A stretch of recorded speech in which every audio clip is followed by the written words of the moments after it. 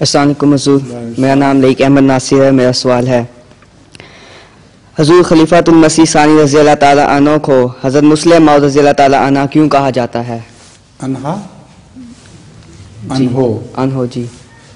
اس لیے کہ آپ نے بہت سی اصلاحیں کی ہیں اور حضرت مسیح موعود علیہ السلام نے ان کا ذکر کیا تھا کہ یہ غالباً یہ بچہ بڑے ہو کے مسلم موعود بنے گا.